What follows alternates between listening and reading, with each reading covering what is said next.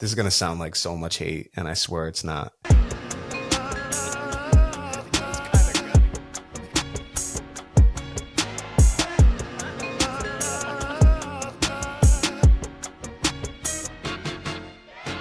Welcome to the Warner Brothers podcast. My name is Keenan, joined by my brother Kyle, joined by Brandon, joined by Timmy. We got a full deck here today. Hey guys, how are you? Pretty good. Yourself? Great. Kyle, how are you? Not bad. Not bad. And then Mr. Timmy Gray, how's it hanging over there? Can't complain. Love it. So we were going to have, originally we were going to do this kind of on Sunday, talk about some college basketball stuff. But since Brandon wasn't here, Kyle and I ended up going to more of the NBA. Obviously, Timmy has himself a bracket so far. Timmy, how's your bracket looking, by the way? Are you okay, good, bad, in between? On the eastern side, I'm doing pretty good. I have Duke and Houston in the Final Four, so that's plus. The West, not so hot. I had Michigan State versus St. John's, the two seeds, and they both didn't make it far. Yeah, I was going to say, Michigan State, not bad. St. John's, eek. I had St. John's in the finals, so I had them winning it all. I get it. I didn't fill out a bracket, but I think I put in our group chat once upon a time that I had St. John's winning it all. And I was gonna say you had Rick Pitino, Mob Mafia guy winning it all. Yeah, we had Brandon, nasty Ricky P. Nasty Ricky P. Nasty Ricky Freak ass Ricky P. Brandon, how about you? So I actually had St. John's. So I had my main bracket. I had St. John's losing. I think it was in the Sweet 16. It was either Sweet 16 or leading. I had them matching up with UF, and I had UF beating them. Yeah. Okay. Did you? As a homer, did you have Florida winning it all? Just checking. I do, yeah. Okay, I figured as a homer you did. Okay, yeah. So going through this, Florida's huge comeback for obviously got the W there, and then at the end of the game, I want to just know, what were your thoughts watching the end of that game? Like, how much on edge were you? So first off, I almost didn't catch the end of the game. Okay. Shout out to my boy Ty. It was his birthday on Saturday, so we were at a hibachi spot getting dinner, and dinner was at 5:30. Game starts at 6:09. Yep. So I'm racing back across town. I've got like a 30-minute drive back home. And I'm sitting there, I'm like updating it, like I'm watching it on my phone, in traffic. And I'm thinking, I'm like, damn, we're really about to lose this game. So I get to my dad's house with probably about 6 minutes left or so. It was right before they went up by 10. And had a big watch party for it. We're all like, man, like, we think this is it. Like, you know, we really Texas Tech wasn't doing anything spectacular on the defensive end. Like, offensively, like, we couldn't stop Dorian Williams, but couldn't hit a shot. And I'm like, it's over with. And then Thomas Hawk starts, drilling a couple threes. Yep. And then, Walter Clayton does Walter Clayton things. Walter Clayton, he's the type of guy that I feel in the NBA is going to be early second round pick probably. I think he's projected second round or maybe late first. I don't remember where. I think 25th or something. I want to say within the late first, early second. And he's always the guys where I'm like, why wouldn't you take him? Like, I understand he's not like the big athletic Jonathan Kuminga, just bounce off the screen like when you come to measurables and things like that. But a collegiate player who does it at the highest level collegiately, who is going to be there in a big spot. I'm always like, why wouldn't you want those guys on your team? Like the Mario Chalmers guys, or like, they just feel like they work out. Like Kyle Kuzma worked out when he came into the league. He was in college forever. And then he came in and he was, I don't know. I've always been baffled by like the scouting of that. How like you have your your Jonathan Isaacs who don't do a whole lot in college, get themselves into the NBA. Not that Jonathan Isaac didn't deserve to be, like, he had the prospect of it, but like there's the Jonathan Isaacs and then there's the people like that, like the Walter Clayton, who's like very talented and do everything, and then just But sorry, I interrupted. You go on with what you thought the end of that game. You're good. Obviously, it was fun. I was hype. I damn near threw my back out again. Like honestly, celebrating. Like complete transparency there. That would have been a Especially when story. Clayton. That would have been a story for sure. Oh my God, I had to calm down for a second. You know, I had to reel it in. If you will. Bring back. His what really got me is where he kind of drove into the paint a little bit and kind of just shimmied back out and just said, "Screw it, I'm going up." That was Steph. Like that one. That was legitimately a Steph. Oh, I'm hot. I'm just gonna turn around and shoot it. And I was like, okay, with two hands in his face too. And like, I'm like, bro, no way. It wasn't the dribble through of like when Steph went against the Clippers, but the Steph, like I'm dribbling back, turning around and chucking it. That's what it reminded me of, like that ending portion. I was like, wait, he's that confident that that's going in, and they hit it. And I was like, okay, if you're gonna hit it, then hit it, whatever you want. Oh, that was crazy. Yeah, onions. And then we end up, it's like onion. I'm like, what? And then we end up, getting to the free throw line. We get a couple stops on defense. Yeah, I was ecstatic. I was very jubilated. I bet. I mean, can said only jubilated. imagine. Hey, That's Timmy, how you know he was happy. That's how you know he was happy. Timmy. Jubilated. Have you watched much of March Madness? I know obviously you filled out a bracket, and I wasn't sure how much you've watched so far. No, not really. I tuned into a couple games early on, and then I kind of just got lost. So no, but I've paid attention to who wins. I've updated my bracket as winners and losers as it went along. Yeah. Paid attention to some games like Houston, Tennessee. I was paying attention to that game. I didn't watch it, but I was paying attention.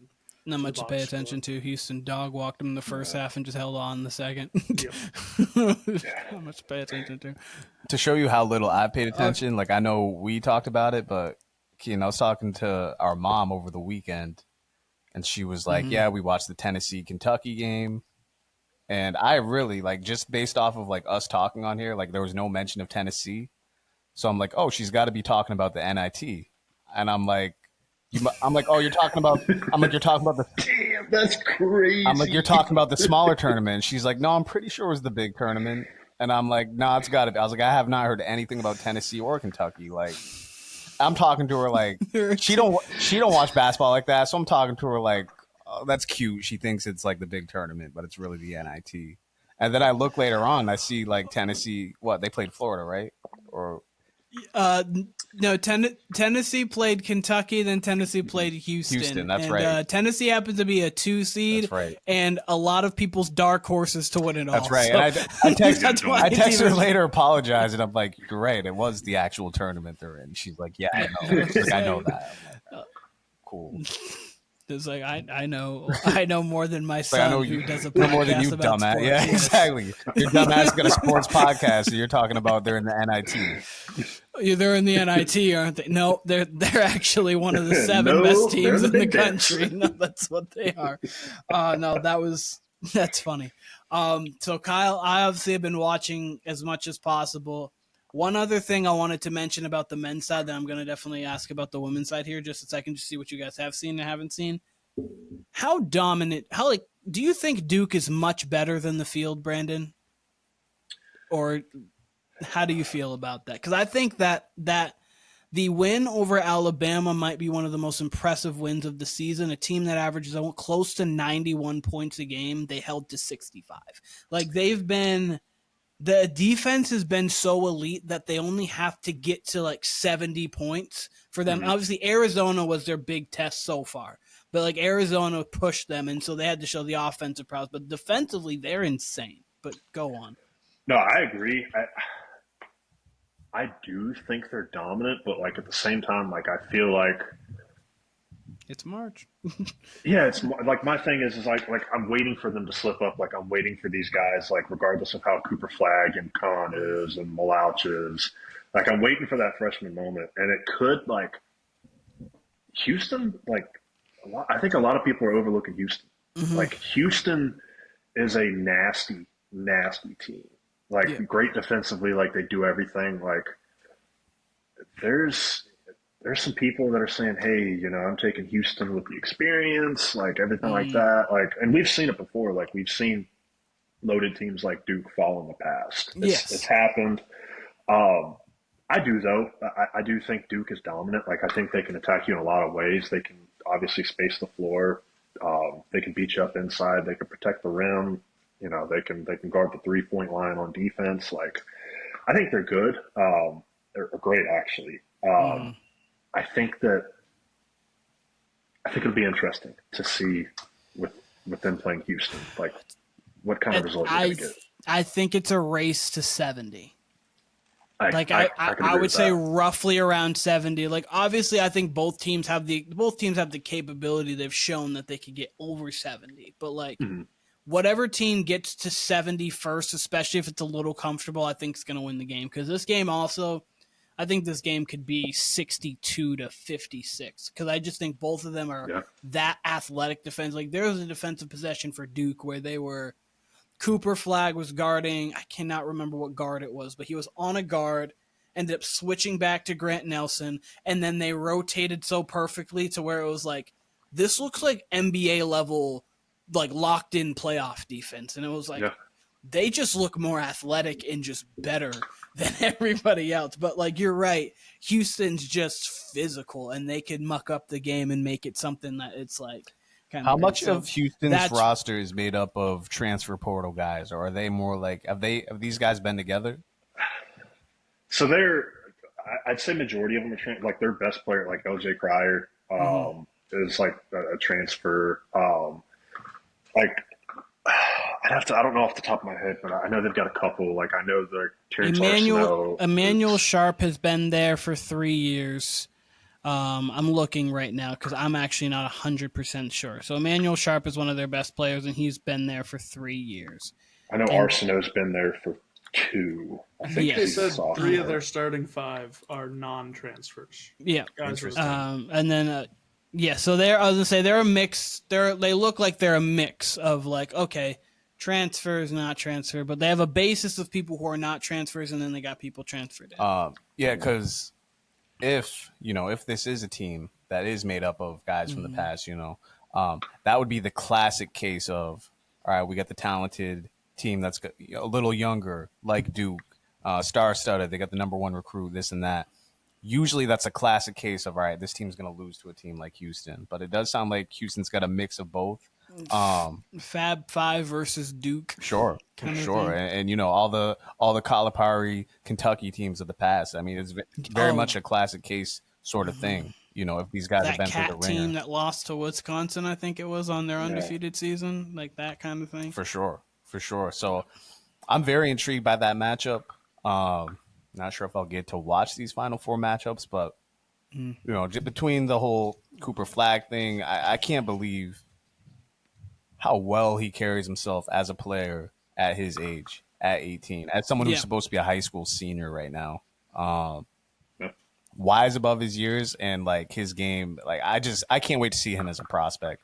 I don't necessarily know if he's gonna be a like number 1 scorer, but he certainly could be. Like he just has endless potential, it seems, and his game's so wide ranging, he could go any sort of way. His peak feels Anthony Davis. Yeah, I think he could even be like I could see him being like a better, more of a shot creating Scottie Pippen. Or I could see that. I know some people are saying Tatum, because the 6'10" can put the ball on the ground and kind of how he did, like that kind of mold too. But I see like a mixture of like Anthony Davis and Tatum, because I think he's gonna have. I think he has the ability to have the ball a little bit more than AD. I see a lot of Kawhi in him too. Kawhi's kind of a mixture of Jason Tatum and Anthony Davis. So, like, in a sense, like the way he plays defense, but also like how he has the ball. Like, I think if Cooper Flag can get to a point where his ball handling can get elite for a big, it could be curtains for a lot of people. because he has the athleticism, he has the tenacity and the motor. Like, the thing that's most impressive with me with Cooper is the motor he has. Like, he has a legitimate like role player needing to try to find minutes, like kind of motor, but also at the same time has the talent of a number 1 prospect. So I really like that about him. I do want to throw out one more interesting little nugget before we move on from it. So LJ Cryer was actually on the Baylor roster that I believe won the national championship. I'm looking at it right now. I think it was 2021. He was actually So yeah, he was on the. Oh yeah, on Baylor blitzed who? Oh my god, Gonzaga. Good. Oh yeah, they blitzed because like Gonzaga Yeah. was like I think favored going into that game, and Baylor just took it to them. They blitzed them in that game, if I remember correctly. 86-70. Yep. Yeah, no, it was, and it felt worse than that, if I remember correctly, and how that game was. That was a bad one of like that was a blowout. Baylor walked all over them. But just question, I mean, Brandon, do you have Duke and Florida in the finals? I'm assuming. I do. Okay. And obviously, as a homer, I have Florida winning. But like, I don't think it's if that is the matchup. Like, I don't really think it's like that outrageous. Like, I think Florida match. No, it depends. Can they? The teams that shoot well against Duke have a chance. If they can't shoot from the 3-point line, then I think the athleticism will be a little bunch. But like, if they can shoot well from three, they absolutely can play with Duke. I just think that Duke is better. No, Kyle, I agree. Yeah. Yeah. Kyle, do you have a guess? Just a random. I know who's it's Florida playing. Florida versus Auburn, and then Duke versus Houston. Yeah, give me Houston, Auburn. Duke losing in the Final Four. Okay. I'm going with the vet teams. And I know Auburn's got the oldest roster, so I'm going with them. Sorry, Brandon. And I'm going with Houston. Just because, like I said, we've seen this version of a team slip up so much. And they're coached by John Shire, who I do not hate nearly as much as Coach K. Like, fuck Coach K. But John Shire I actually have no problem with. But John Shire as a player, actually, you know what? John Shire wasn't bad as a player. It was Greg Paulus and I think it was Kyle Singler that was on that team that I hated. So yeah, Kyle Singler, you did. yeah. Kyle Gingler. I hated Kyle. I actually think John Shire is one of the only like white Duke point guards that I liked. He was actually not bad. So massive Grayson Allen fan. Oh, I forgot to mention him in my white starting five. You did, yeah, Grayson That's a snub. Allen. That's the biggest. Oh, snub. that is a snub for me. love I'm Grayson a Allen. Grayson Allen You love Grayson fan. That was a miss on my part. I told you I was forgetting people. Grayson Allen's one of them guys. I'll do like a right, white NBA draft sometime. Do you have Kyle Houston or Auburn? Do you have winning it? Ooh, Just shit. in case I feel like making a graphic. Just in case. We'll go with Auburn. Okay. Shout out to Go Barkley. Football school. Shout out to Barkley. Broom. Timmy, how about you? What do you got in the finals, and then who do you have winning it all? I've had Houston winning it all the whole time, so I'll tell you that. They're winning it all. Give me Houston versus Florida. I'll at least mix it up. I think Houston is the team that can beat Duke. I don't know if any team, I don't think Florida or Auburn can, but I think Houston can. So give me Houston. So in watching this tournament, I actually have the same as Brandon, but I'm going to have the same thing I have had since the tournament started. I think Duke's winning it all. I think against Houston that they have too much offensive firepower that they're going to be able to. I think that Houston has shot creators. Don't get me wrong. I just think that there's too many shot creators on Duke that you can take one away and they still have another. Like you have Proctor, you have Kahn, you have Cooper Flag, and then off the bench if you needed Isaiah Evans can get you buckets. Like I think that they just have enough that they're going to be able to outlast Houston offensively, even though defensively I think it could be a very good game. And then against Florida, I just think it's going to be too hard to match up with them. But again, I think it really comes down to shooting. Like in this one, I think it comes down to who can create plays for Houston Duke. With Duke Florida, I really think it comes down to can Florida shoot? And if they can, and Walter Clayton can get himself going, then it can be scary because then it could look a lot like that Arizona game where Caleb Love is willing his team back in the game, and you're like, oh, okay, all right, Caleb Love, you do what you're doing. He was trying. All right, cool. Oh, he was. He ended with 35, but like he happened to just catch Cooper on one of his best games he's had as a Duke Blue Devil. So that was that. And then, all right, so that was the men's tournament. And I'm curious, have any of you guys been paying attention to the women's tournament at all? That's fair if you somewhat. I paid attention to a little bit of it. A little bit of it. I just wasn't sure. I don't know, Kyle. All I seen was that picture of Paige and her two teammates with Tarasi, Sue Bird, and Maya Moore behind her. Like, that was a super dope picture. That's all I've seen. Yeah, it was Sarah. I think it was Sarah Strong, Paige, and AZ Fudd. I want to say are the three ones that were there. But no, I've been locked into the women's more than even the men's tournament, of course. And Paige is on historic she's on historic pace right now. She's the first UConn player ever, other than herself, who did it her freshman year, to score 3 straight 30-point games, most points over a 3-game stretch in UConn history. Only player to ever put up 40 in a playoff in a tournament game for a UConn player. So and UConn obviously has the history.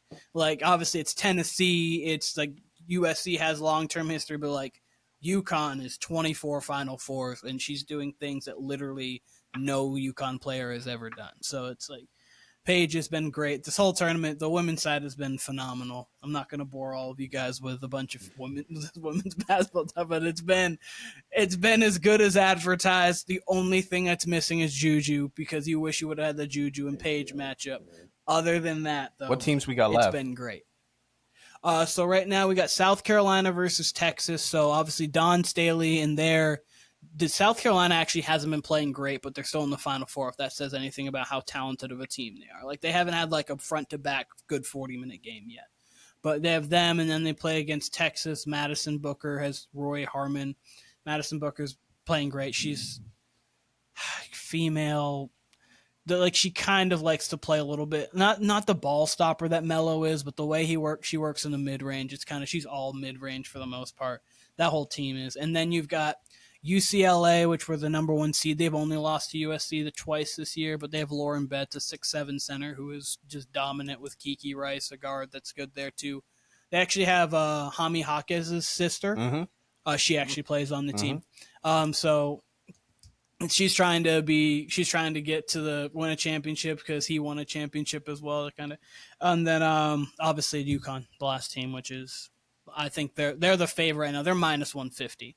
They've been playing so well, and obviously they have by far right now the best player in the tournament, because just how with Juju out, she's been by far the best player in the tournament. It's been not even close at this point in time. But yeah, okay.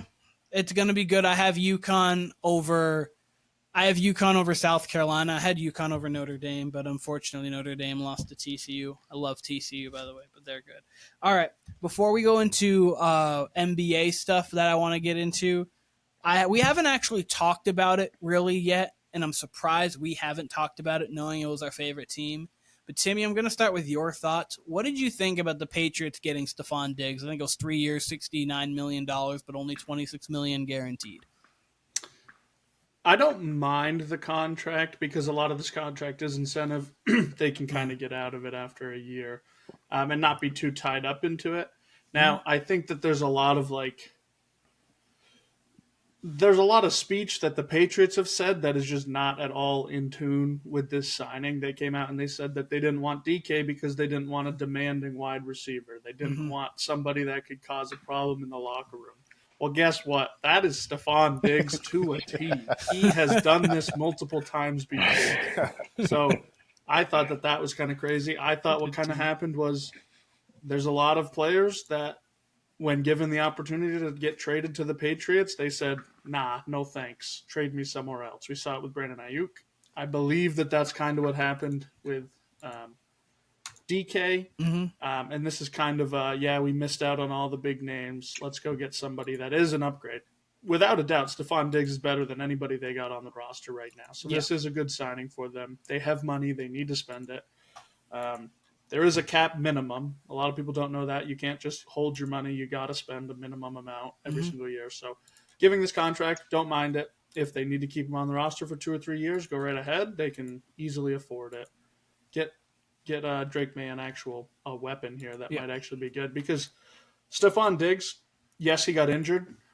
He was playing pretty well for his age in the Texans. He wasn't super efficient on yards per catch, but he was involved. He was scoring touchdowns. He was there when they needed him in the red zone. And then once he got hurt, we kind of saw a big missing piece from the Texans offense. And then that's when Nico went down, and then it was just a mess from there. So I do like the signing.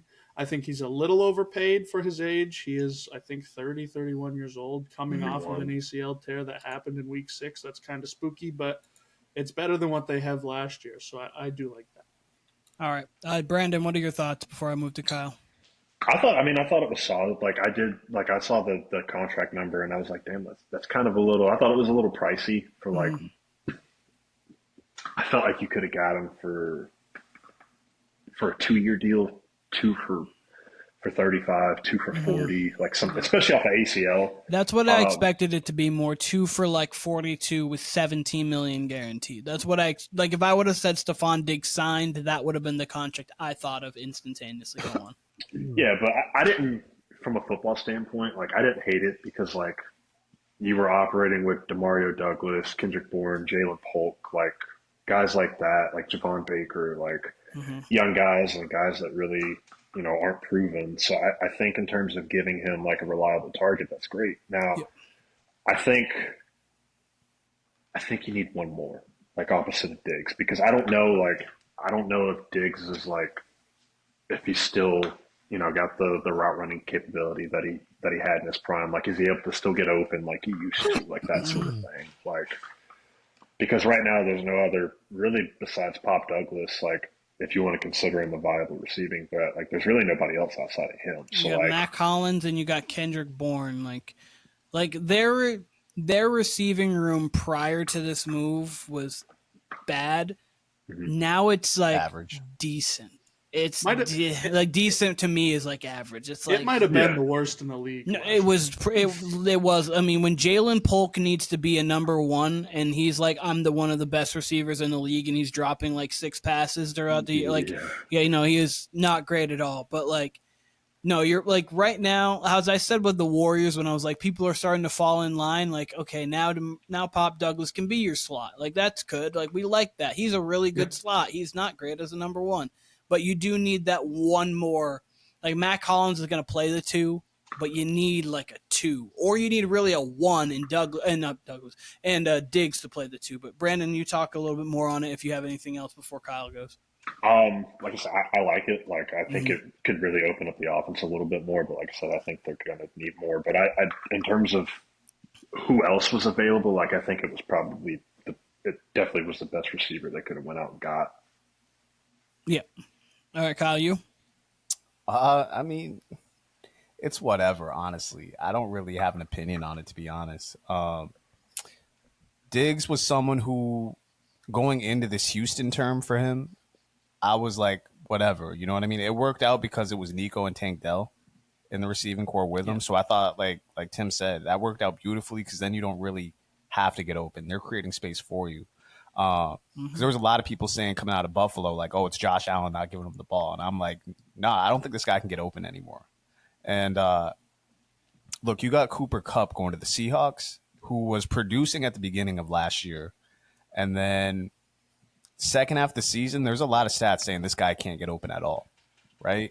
And I felt that way about Diggs 2 years ago. And now the Pats are signing him when I don't really know why. I'm not really sure what that does. Like Tim said, he's not a locker room guy. This is someone who, if he doesn't get the ball, he's going to cause problems. So he's not bringing maturity to your locker room. In my opinion, that's why you get someone like Matt Collins. Matt Collins is a steady receiver who can occasionally get deep. Diggs, that's just kind of overkill to me. So if this guy happens to produce, if he, has some rejuvenation season, okay, then I can justify that. If not, though, what's he there for? Especially because I'm assuming they're going to draft a receiver or 2 in this draft. They already got 3 other young receivers on top of Matt Collins, who, again, he's at least a serviceable wide receiver. And I feel that's where Stefan Diggs is at this point. And I just feel like he's better served on a team that's already got young receivers who can get open, who can create space for him, because he is still talented.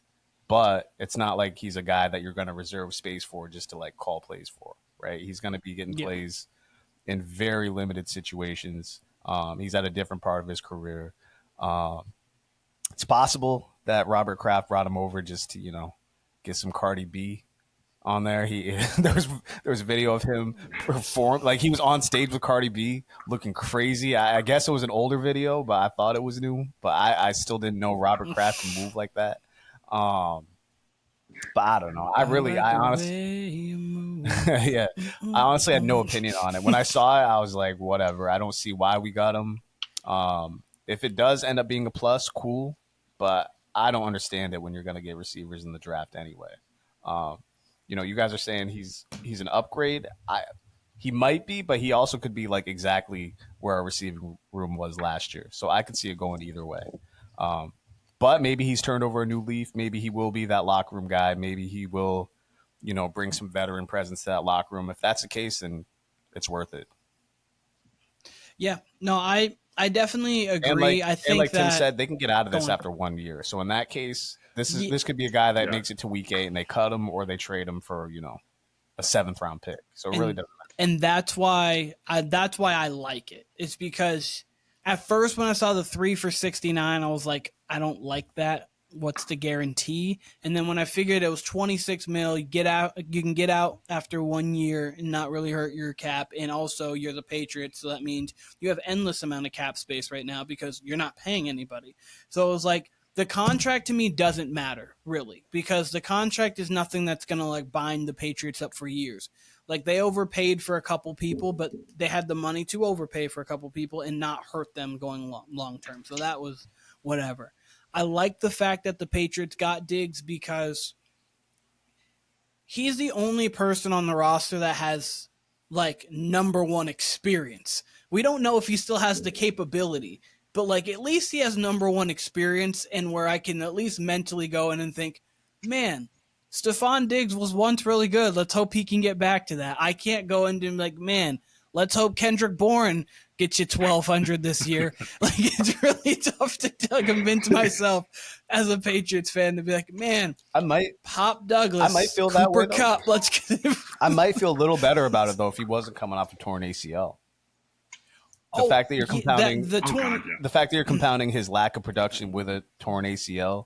That's what makes it difficult. It just really seems listless. Mm-hmm. It just really seems like a listless signing. I would like to be happy about it, but I see it just being a whatever signing more than I do even a negative signing. I don't even see it being a negative signing necessarily, rather than him just showing up, having a couple touchdowns, some receptions here and there. I think it's almost impossible to be a negative signing. Like he would have to be so volatile in the locker room to ruin. And I don't think with Mike Vrabel that would even be like allowed to fly.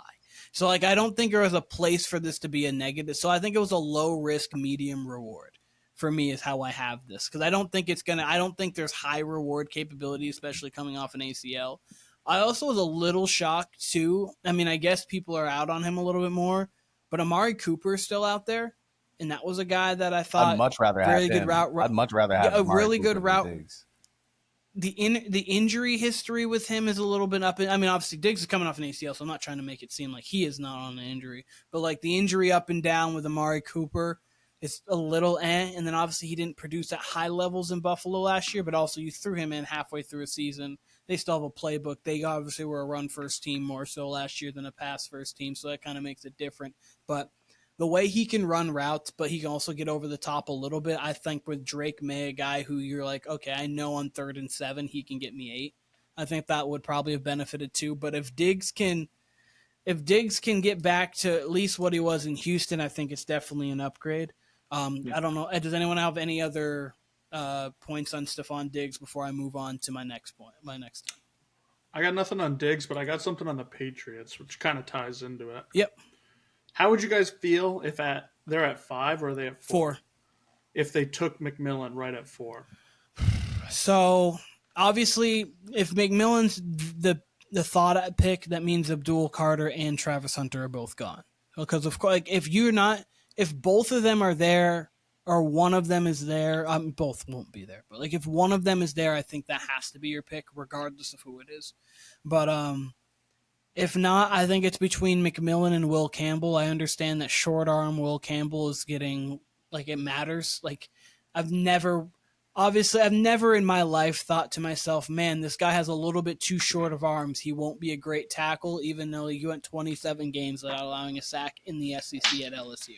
That alone just tells me, okay, you're good. Go 27. There is some sort of stat out there where it's like all the starting left tackles all have longer arms than him or something like that. Like he's at the point where it's like you don't have success. I mean, who knows?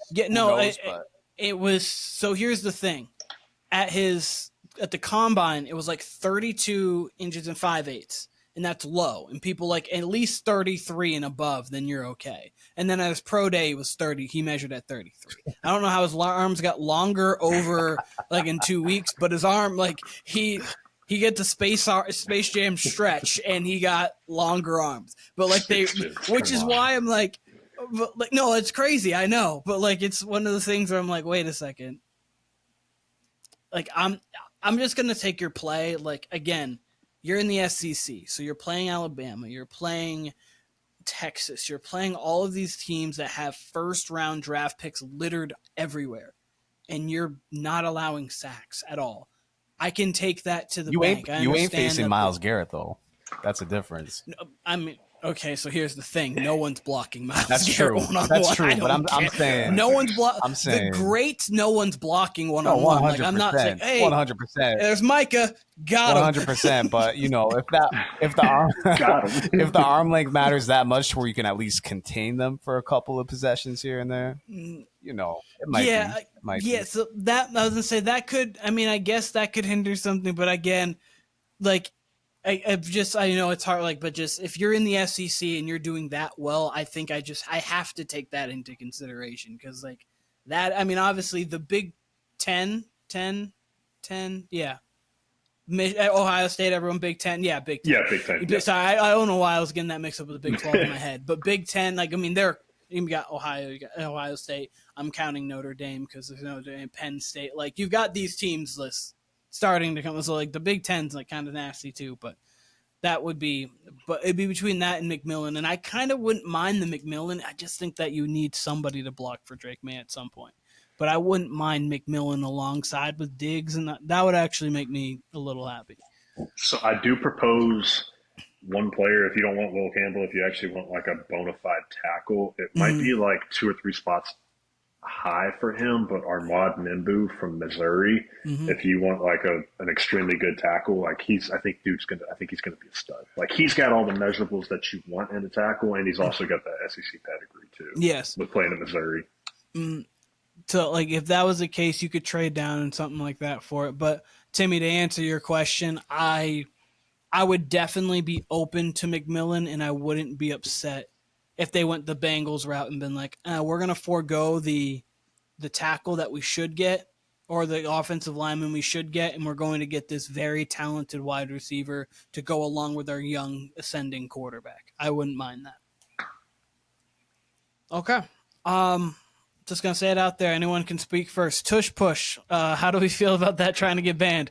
I know we kind of talked about it a little bit here and there, but Tush Push, like it's conversations on it halted, but like it was starting to get a little bit of steam of like, let's get this thing out of here. How do we feel about it? My opinion on it is it's so overwhelmingly successful, especially for the Eagles, right, in comparison to other teams. But my thing is, if you can't just shove guys on defense, like you can't get behind a middle linebacker and just shove, but you can on offense. And the whole reason is on defense you can't do it is injury risk. Why is that not the case on offense? I'm okay if they can allow it all of a sudden for defense. Like if you're allowed to specifically combat the tush push with the same thing on the defensive end, maybe not allow it in other situations, but when it's a clear tush push situation, you're allowed to, kind of rugby scrum it up on the defensive side. Sure, then keep it. If not, I guess you might have to eliminate it. But the other counter to that, which would be a valid counter, is everybody that's not the Eagles seems like it's 50-50 with, right? It seems like it's not Bills nearly lost because of that. Right, exactly, yeah. In part. Yeah, right. So that would be other people's counter, is that for the Eagles, it works way better than, for every other team seemingly in the NFL. But I would just like to see the NFL allow a defense to combat it somehow. Because you can't say defense can't freight train because of injury risk and then allow it on the offensive side of the ball, which I think we've had injuries from the tush push on the offensive side of the ball. So I would just like some consistency there.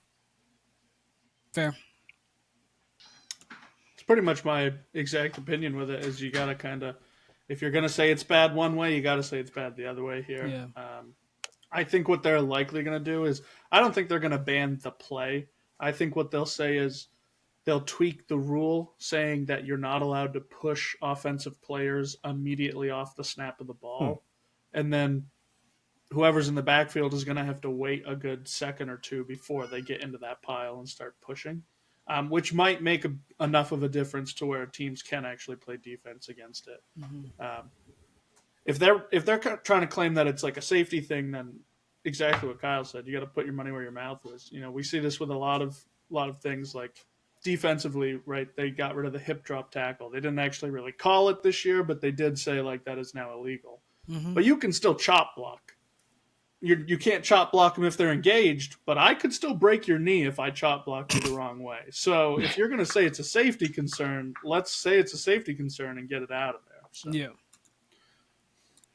Yeah, I agree with everything that's been said so far. Like the NFL is very contradicting with stuff like this. Like, to your point, Timmy, it's like you can do this, but like, you got to do it a certain way. But then somebody else on the opposite side of the ball, it's like, oh, you're allowed to engage, a defensive player below the knee. I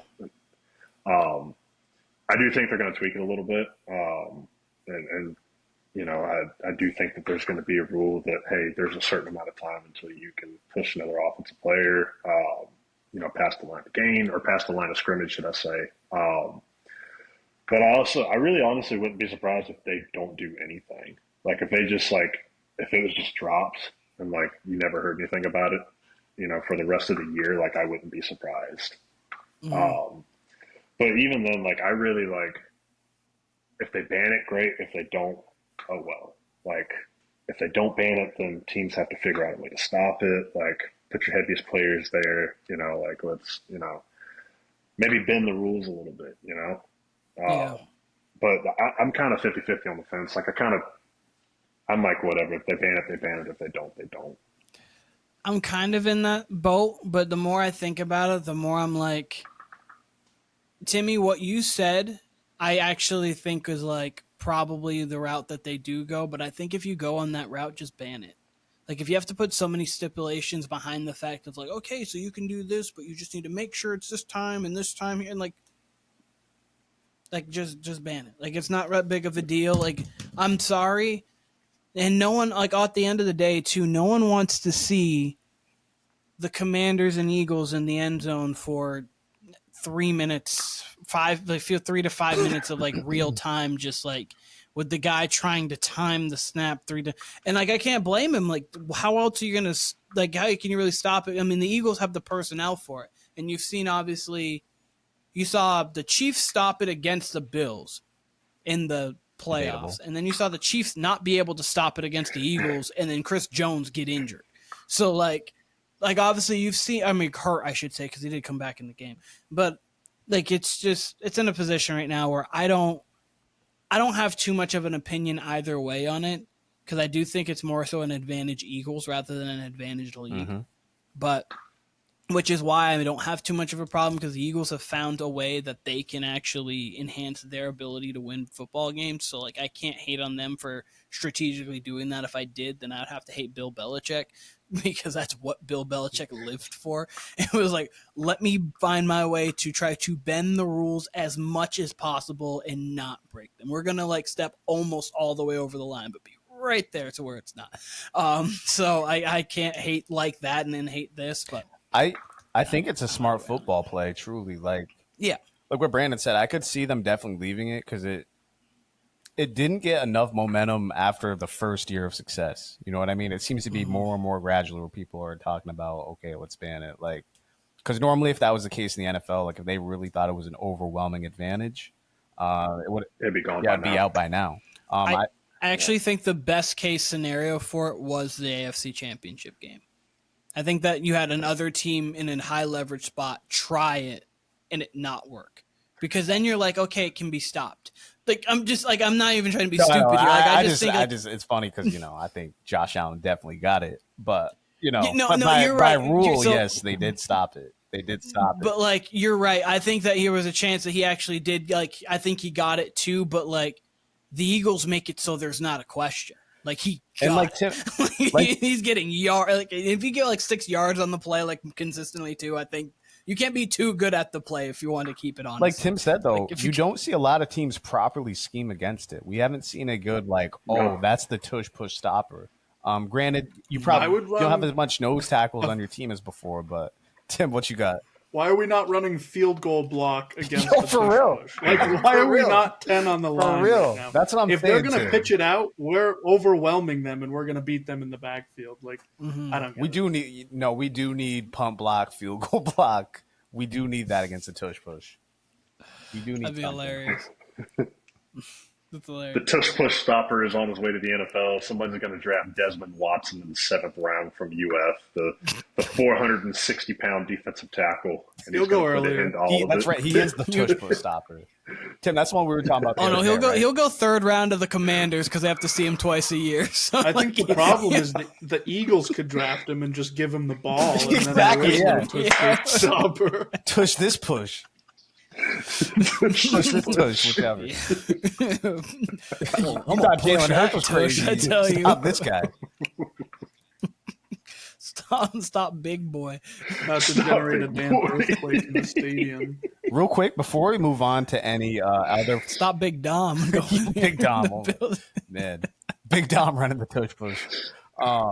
Before we move on to any other NFL topic, because I do have a question about the NFL overtime, and maybe Keen was going there anyway. I just want to say this is a quip. We don't need to have too much discussion about it, but you guys, after we get off this podcast, you should look up T. Higgins' contract and like all the stipulations with it, because it's actually, I think, a terrible contract for the level of player that he is. There's a way that the Bengals can just straight up get out of it after this year, I believe. So there's a lot of stipulations that you just would not expect for a receiver of that level. A high level player like him. A lot of game checks. It's like, if he doesn't play this many games, we don't have to pay you like anything. Was the biggest thing I saw in it, which is a smart by the Bengals, because T. Higgins has been very injury prone.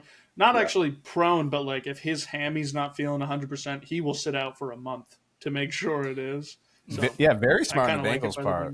I just can't believe. Yeah, he's Kawhi-ish, where I can't believe like not like Kawhi like injury prone. Sorry, Kyle, but like he's Kawhi-ish in the sense of like Kawhi needs to be 98+% to play, and T. Higgins feels like he needs to be like at least 95% to play. Where other obviously players like a Matthew Stafford could be 10%. He'd be like, I'll get out there, I'll sling it.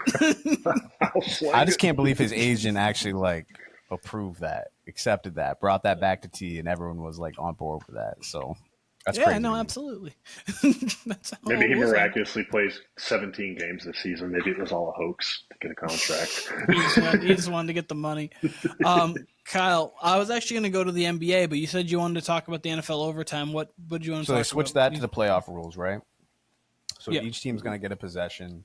But the shit I don't like, and I brought this up after the Super Bowl, because you don't get this in any other overtime in any sport, where I believe so. Like, weren't the Niners up in the Super Bowl against the Chiefs? Yeah, if you're still on your first possession with the ball and the time runs out, you can continue into like extra. It's actually like extra. I can't time. get with that. I cannot get with that at all. That kills the whole purpose of overtime. There's no sport, like you said, Keen, extra time. Yeah, you might get that in soccer, but football, they're like. But that's because there's like penalties and like obviously the time's consistently running 24/7. So it's like, oh, we had like 7 minutes of stoppage time, so we're really going to put on like 4 minutes of stoppage at the end. And of the think game. about how much more exciting it would be, if you're whatever 2nd and 9, but there's 7 seconds left and you got the ball at wherever, you got to go for the end zone or you got to try a field goal from. I think that's more exciting, and that's more what the NFL and what football is. Again, I don't know a single overtime where you carry over because you're still on your possession. You know what I mean? That's crazy to me. A team like the Lions could run the ball or the Eagles every single time in an overtime. Sure. Just to make it so like we're going to waste this whole clock and you won't get it back. And that's how it should be. Like you get the time. Both teams should get the opportunity to possess the ball until the time runs out. Like, I'm fine with that. Because, like, if the time runs out, the time runs out. I don't care. Like, what happened? That or just go back to at the end of the death. fourth quarter? Yeah, no, at the end of the fourth quarter. Oh, we actually have the ball still in our last possession. We need our chance to. No, you're going to chuck a Hail Mary from 60 yards if you have 1 second. I want to know which. like, I want to know which we're coach's still on our voice that possession. is. Oh no, what? Liam Cohen. Yeah, Liam Cohen. Yeah. It's Zach Taylor's voice. Zach Taylor. If we don't get Joe Burrow in our situation here. So I do have an overtime proposal. I was actually just thinking about it. Yeah. I say you take away all that. Take like a modified like college OT. And when I say modified, okay, instead of the 25-yard line, start out at midfield. Okay, and you just go possession by possession. But instead of extra point attempts, you do 2-point attempts after every single touchdown. I don't think it should go to the 2-point conversion rule. No, going for two. I hate that. They go for like you have to touchdown, kick a extra point, touchdown, get a 2-point conversion. Then it's a 2-point conversion. Then it's like the overtime's so weird. And that's one thing that I'm not gonna lie to you, I didn't know until the 7 overtime Georgia game this year. I was like, I had no idea. And then I saw that, and then honestly, on NCAA, I had like a 7 overtime game, and I was like, "Oh, what am I doing right now?" I'm just like, I'm doing whatever they tell me to do for plays. I don't know. I got this 1-shot 2-point conversion. I guess I'll take it. But like, I was like so confused. I really didn't know that was how in depth. But no, I actually like that 50-yard line. We go, or hear me out. 30-yard line, 4 downs to get to the end zone. Just 40. Like you have to get, or maybe like 25, maybe at the 25, but you only get 4 downs to get to the end zone. Be interesting. Or you can kick a field goal or something like that, but like only make it 4 downs instead of being able to get the 2 first downs technically. Or a 30-yard touch push. That'd be interesting. What are we running? Running sleds, boys. Hey, get the sleds out. Let's just go push for a while. Having an old push off. Push off. It's going to be doing push ups.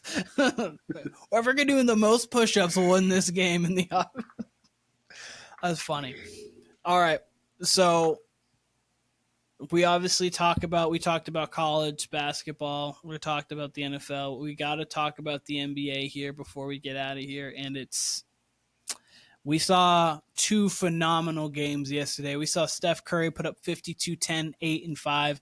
First person ever with 50 points, 10 threes, and 5 steals in a game. And then obviously we saw Jokic put up the most points in a triple-double ever, 61, 10, and 10. And a loss because Russell Westbrook decided to – I'm not even as mad at the layup, but like you can't be upset about that, then get back late on defense and then foul the guy in the corner. That was like it felt like an only Westbrook and maybe J.R. Smith kind of thing could happen. Like it felt like a few players in the history of the league could happen too. But you say Westbrook and who? I said J.R. Smith. That is a J.R. Smith. I thought you said Jameis Winston. I wasn't even going to argue it because somehow Jameis would do the football equivalent of that somehow. No, Jameis would do the football equivalent. Like he really would. So Jameis Winston would be a guy. I'll let anyone have the floor on either one of those games before I ask my question.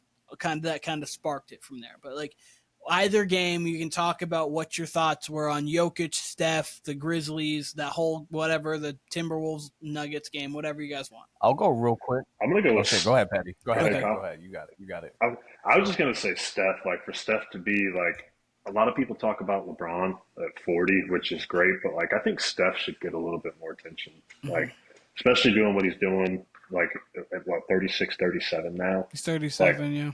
37, shooting at a high level, like to be able to go out and do that. Like there's guys that are in their prime that can't even do that. And honestly, the same thing with Jokic too. Like, I mean, both amazing performances. It's a shame that the Nuggets did not win that game. Like it truly is a shame. And it was Ant in the fourth quarter in overtime. Ant was playing.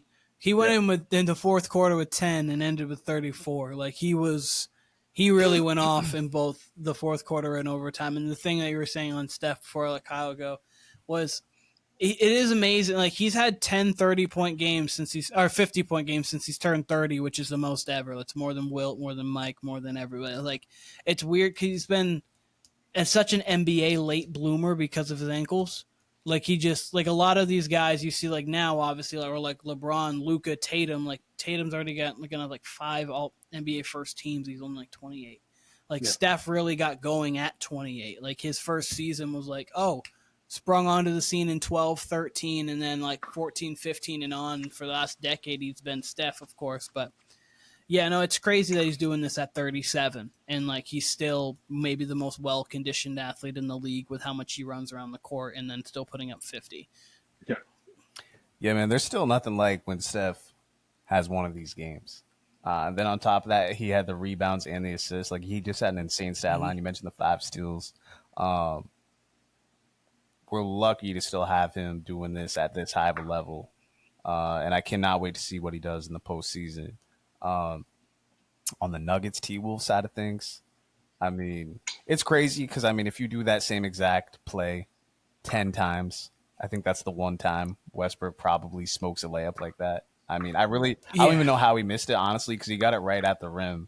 I think he just like went like in the angle was bad, so like his angle was like under the rim kind of rather than being like a little bit to the side. So like he laid it up and like almost wedgied in there. Yeah, because like it was so usually weird. If you see someone miss a layup, you see him like short arm it or be afraid of contact and they get inside their own head. It literally just looked like he placed the ball on the wrong part of the rim. No, he just put it in the wrong spot. So that was weird. And again, it just seems like exactly like you said, Keane. It seems like that's the type of shit that would only happen to Westbrook. I don't know why that is. And I really don't even think he fouled Nickeil on the other end. I think when you got it on a slow replay, it looks like Nickeil Alexander-Walker is falling before Westbrook really is jumping into him. I can see in full time how you would think Westbrook fouled him, but I don't think he fouled him on the other end. But it's almost like one of those. It wasn't as bad as what 8th Anthony Davis did to Steph in the corner that went down the playoff game. If you like, Anthony Davis literally tackled, they didn't call the foul, but he got tackled. But it's one of those things where you miss a layup, it doesn't even matter at that point. You know what I mean? He didn't deserve the benefit of the doubt, to be honest with you. I'm not mad that they called the foul. I'm not really. But that was an unbelievable game, and when it comes to Jokic, I've said it and I'll keep saying it, and I just become more convinced by the day. I think he's as good as anyone in the history of the NBA at their peak. MJ, LeBron, Shaq, Kobe, all of them. Tim Duncan, Kareem, all of them. Larry Bird, all of them. Jokic is right there, and I see nothing to dissuade me from that. You put up these stat lines in the flow of the game, mind you. It's not like he's going out there shooting 45 shots. I mean, last night he obviously put up a lot of shots, but I mean, most nights this guy's getting between 18 and 22 shots, rebounding in the flow of the game, and then the offense is just running through him, and he's finding guys for 10 assists a game, 11 assists a game, 15 assists a game. Like, I've never seen anything like it, especially from the big man position. So, yeah, Jokic he's a one of one for sure. Just before I go to my question that I have, my last question overall, Jokic since his first MVP season, which is 2020-2021, 27 points, 12 rebounds, 9 assists, 58%, close to 59% shooting from the floor, 37.7 from 3, and 82 from the line. It's not fair. And only 34.6 minutes a game. And he's about to do something that only Larry Bird's ever done, which is be top 2 in MVP for 5 straight years. And like Bird, his best season statistically, he won't win the MVP. Because Bird's best statistical season was probably 86-87. Real quick off that. Right after he went with a 3-peat and Magic won the MVP. Real quick off that.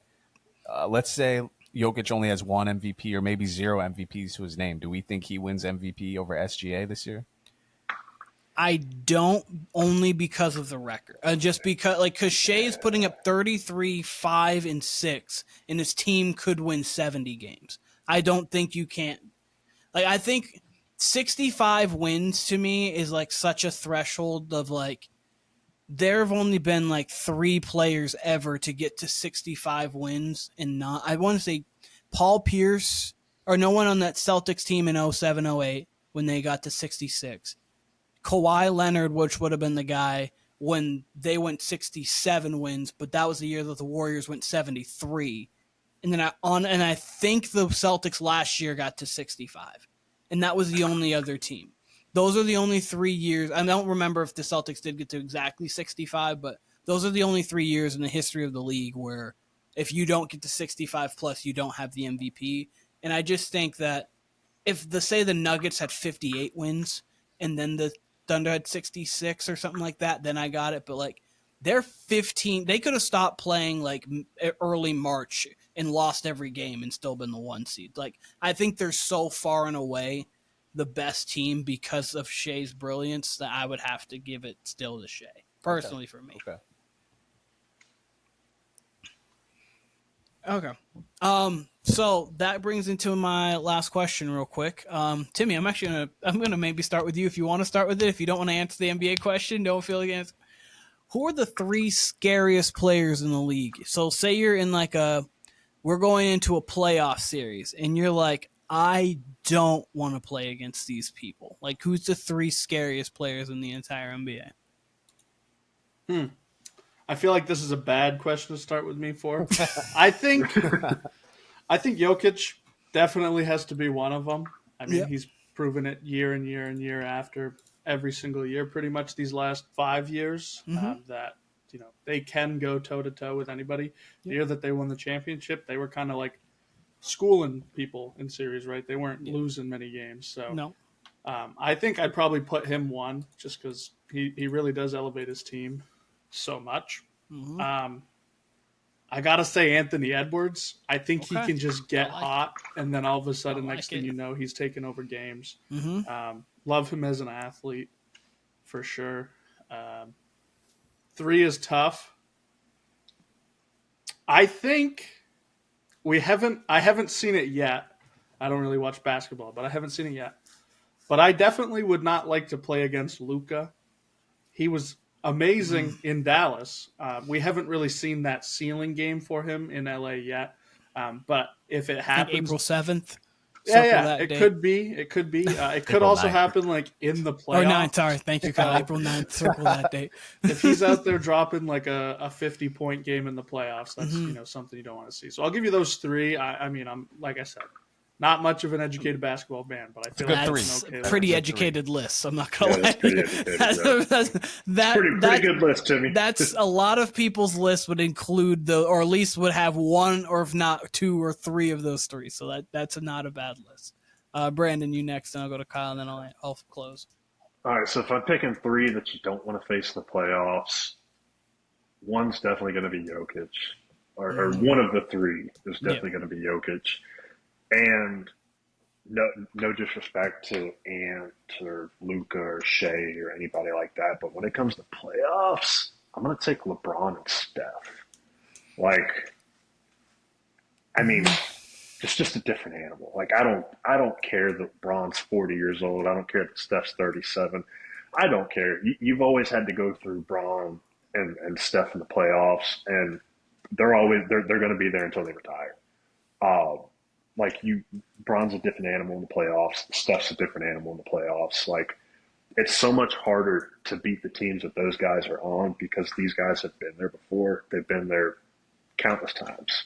Yeah. They've got so much playoff experience. Like, I think that just elevates their game even more. So, like, I feel like you can't have that list without having Bron and Steph on there. So, for me, it's Jokic, Bron, Steph. How about you, Kyle? Hey, man, any way you slice it, I would take that core 4 that we've kind of been discussing. I'm going to throw Ant out for right now, even though he is a big-time postseason performer. But, I mean, Jokic for sure. Obviously, I just talked about Jokic and what I think about his game. I've been on record on here for the last, 3 seasons, Keenan, calling Luka Jordan. So I got to throw Luka on that list. He's just unreal when it comes to, primetime basketball, big-time basketball. I mean, aside from last year's finals where he got a little lazy. But, yeah, man, Luka and Jokic. Then, like Brandon said, you kind of have to, by default, no matter what stage he's at in his career, throw LeBron and Steph on there, especially if you're getting this version of Steph, because we've seen Steph kind of get not held in check, but he can't really accelerate a team the way he used to. But if everything's in place the way it is now, I mean, we've seen it a few times since this Jimmy Butler trade where he's just gone the fuck off. like old school Steph. And then Bron. He's averaging like 29 points off 46% from the floor and like 41 from three since Jimmy Butler. Since the day Jimmy Butler was traded, not even the day that Jimmy Butler was the first played. Literally since the day they're like, "Yep, Jimmy Butler's on the team." He's like, "Okay, let me play now. We have something to play for. Fuck it, I'm gonna go off now. We have something to play for. Okay, cool." And you can see it. And my worry for the Warriors, and I think I mentioned this, Keen, when we were talking about playoff teams, is the shooting from the other players. If they can't shoot, how well will that fare in a series, especially against a team that plays good defense? But man, they're looking scarier by the day if you're getting this much reinvigoration from Steph Curry. And we got a big game tomorrow. That Lakers-Warriors game will be a fun one. It'll be kind of a nice have to watch that. TNT game. Yeah, no, that's gonna be fun. Can I throw a fifth player in there? We're giving shine to a lot of people, so I love it. I don't want to say it too loud, but I might throw Kawhi Leonard in there. I might. Kawhi's looking kind of boogeyman-ish. If you take the 2K injuries off, yeah, no, I don't hate it. Yeah. I really don't hate it. If you take the 2K injuries, as you said that, I think you just tore his ACL. Right, for real. But I'm serious. I'm gonna keep saying it. I'm hoping to speak into existence because I want a healthy Kawhi. I want a healthy Dame Lillard. Hopefully, if we could. Yeah. Look out for the Clippers. That's all I'm saying. If Kawhi is healthy, would not be shocked to see them in the conference finals, regardless of matchup. No, I think that as James Harden doesn't have to be the one, then I think they have a chance. It's just when James Harden has to be that guy, I'm not putting. I've done too many. I'm not. And he's past that point. We've been there before. You're right. No, you're right. But like there was just points like, and it's different too because you're on the Clippers, so you have Kawhi who can handle the ball, bring it up the court if need be, and you can run more of an offense through that and not have to find like Embiid's not Jokic to where like a Jokic is going to bring the ball up the court. If he wants the ball, he's just going to get the ball. Like Embiid he can dribble and do things, but like you actually have to kind of run sets for him and get him into his spots, and then he just goes and does what he does best. So like on that Sixers team's a little different, but I know what you're saying. Yeah, my three, like if I had to have three, is the same as Brandon's. It's Jokic. He's the best player in the world, and like he can will you everything. And then I can't bet against Steph or LeBron in a game 7. I literally don't care who it's against, unless it's against each other. Like I can't. Like in my lifetime, I can't bet against LeBron in a game 7. It's like, and like obviously we're talking whole playoff series too, but like. When it gets to those moments, I'm really like, I just think of like Paris Olympics. It's like or you're like, okay, like that's just the things that Steph does. And like in the comeback against Serbia, it was LeBron just locking down and then Steph doing that. And then KD's like, wait, I only have to just shoot. Okay. I'm gonna close it out. Like I'm gonna chill and close it out. So I wanted to say those three. I love Ant. Obviously Luka's great. And there's one person that I want to say is going to probably be in this conversation sooner rather than later, and it is Shai Gilgeous-Alexander. He is – let him get some more postseason experience and some moments in, because that guy is not scared of anything. He's going to get to his spot always and do it efficiently. So because you even saw it in last year's playoffs. Like, they didn't have the horses last year. Like, the people weren't developed enough. Chet we're really a rookie, but he was in the second year. Jalen Williams was not what he is right now. And Shai was like, I'm going to try my best to get by this thing. Like, whatever it takes, I'm going to go do. So he's the last guy on like that I think, okay. And one guy that I would love to see it from, and then we're about at that time, I would love to see Jason Tatum be like, I'm him. Because we've seen Jason Tatum put up 51 in a game 7. We've seen Jason Tatum go, Giannis puts up a 44 and 20. Okay, I'm going to combat that by putting up 46 in Milwaukee. So, like, he has it in him. It just doesn't always, it's not like every game or like every big moment. He's got to be consistent with it. It just needs to be a little bit more consistent. I think he can do it. I just want to see it. And I think this playoff run could be it, because Jaylen Brown's hasn't played at the same level he had last year, this year. And then obviously Porzingis has been in and out, but the Celtics are still very good because Jason Tatum is putting up 27, 8, and 7 or something like that, or something close to that. So I think this could be the playoffs where Jason Tatum really says, like, I'm him for real. Like, I'm really, really good, guys. And please give me my credit. Yeah, I honestly think he's already done enough to do that. You know what I mean? I think so he's done enough to I just think like the fear factor, like we didn't mention him. And I think that like he could be a guy that he doesn't instill fear, but I think he has the capability of being. But like, I also that's think, Jason Tatum. he definitely can. I also think I think he would have been on that short list though. You gave it 3. I think if we go to 6, 7, Tatum's on that list. Because to me, I mean, mind you, I'm a maybe. I'm trying to think. I'm a retired Celtics fan, but he was never a guy where I was like, oh, he's not doing enough. He's not doing enough. He didn't. Maybe in that first finals with the Warriors, okay. Yeah, he was young first. He's never been a guy like Harden, right? Where you just, no, he's never shied away from anything, and I've never felt he's been lesser. And he does rise to the occasion when needed. It's I don't know. I guess it's just maybe it's just like how Tatum is, and it's just a feeling of Tatum. I guess he's just such a weird superstar to feel. But like, I think it's because I guess that might be. I think it's because they've had such loaded teams, not loaded teams, but more balanced teams. Because I mean, this is a guy at 19. He hasn't had. This is a guy at 19 who was dunking on LeBron, taking big postseason shots. So he's never been a guy I looked at where I'm like, oh, I need more from him necessarily. I think he's just so damn consistent and so well rounded defensively and offensively. He impacts the game sometimes by having 22 points, 8 rebounds, 7 assists. It's that's where I mean he's not like we've mentioned on the last one that like he's not Tim Duncan in the like the fact that he's a boring superstar, but that's kind of Tim. Where like I think if you were to say like who are your top 3 killers in like the mid 2000s, I don't know if Tim's on like everyone's initial list, but when you think about it, you're like. That guy's great. Like you said, he's going to. Like you said, Tatum's got the performances. He's got the game 7. He's got that game 6 at Milwaukee. Like you got a game like that on the road, you're solidified. I have one comment. I have one question for Tim actually. Comment being Keenan when you said scariest players, I thought you just meant like violent players. You know, I was gonna say Draymond Green, Isaiah Stewart, and Ron Holland. You know what I mean? They're bringing, they're restoring the feeling back in Detroit. We're getting the Isaiah Stewart's a psychopath. He does not give a fuck about the game. I saw someone say the other day, they're like, I've never seen a highlight of this guy making a shot or grabbing a rebound. It's always just trying to fight somebody. And I'm like, you know what? You want two things. Two things actually. One, Jay Crowder brings guns to games. Like I'm positive Jay Crowder was going to shoot someone at a game. Like that's one thing. And two.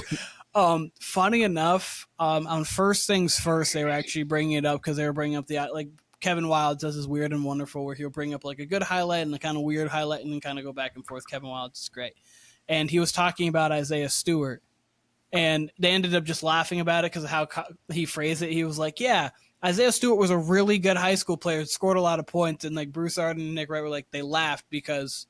Obviously, every high school player did, and this was kind of funny. But when you go back, he was like the 4th rated recruit in his class. He averaged like 26 a game. Like he was actually he was like a McDonald's, like not McDonald's. He was like Mr. Basketball. Like he was on a list of like LeBron twice, like and there was Isaiah Stewart. It was actually really random. Now he's just an enforcer who punches people, like or like intimidates people and chokes people. Yeah, chokes people. We should all be lucky that. Or I should say Golden State should be lucky that he's not in the Western Conference to where they can match up because I really don't know what would happen if him and Draymond Green had 7 games to just get on each other's nerves. And they would be guarding each other like quite a bit probably. That would. Isaiah Stewart's definitely going to get suspended for one game this postseason at some point. That would be Lakers Celtics 83. Lakers Celtics 83. God, that'd be turmoil. The Kurt Rambis and Kevin McHale. I think that was 83. 83 was the Sixers one. Maybe 84. But yeah. And Kyle, what's your question for Tim? For Tim, yeah. So Tim, he's brought up to us off camera a couple of times like his ways to fix the NBA. And we're getting closer to playoff time. So I just wanted, while we're here, I didn't know if you could throw out one.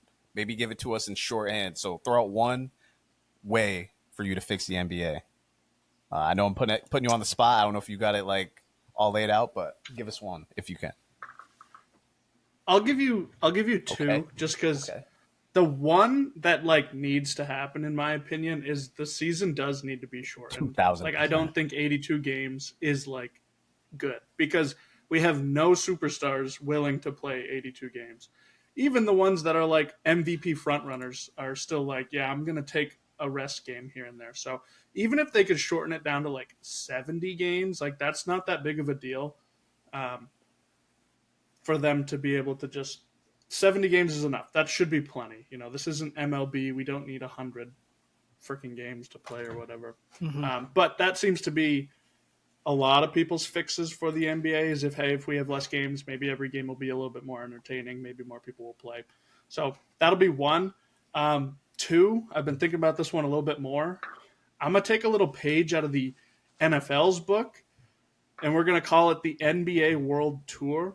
We're going to take some teams. We're going to go start playing in other countries, and we're going to take maybe to the Japan market, and then we go to Germany. You know, we got a lot of superstars that are from other countries. I think we should show them off. I think we should bring in those home crowds, get some viewership from other countries. I think the USA is pretty tapped out. I think there are some potential fans out there. Maybe they just need better games to see, but I think there's a lot we could do with it from like a marketing standpoint. The NFL's done a pretty damn good job. It's not like Jokic going to play in his home country isn't going to draw in millions of people to come and try to see that game. So that's two. There's quite a lot of other ones that are on my mind though. They did that one. They've done it a couple times, a little bit. Like this year, they did actually bring the Spurs to Paris. So like the Spurs did play. So Wemby actually did play there. But no, you're right. They should tap into that more. Like give their home players home games. Like I think that would be really good. Yeah, I'm curious. So, like Keenan said, I think the Spurs did 2 games this year. I think they do one. I think they do one in Paris every year, and then like they do a Mexico City game.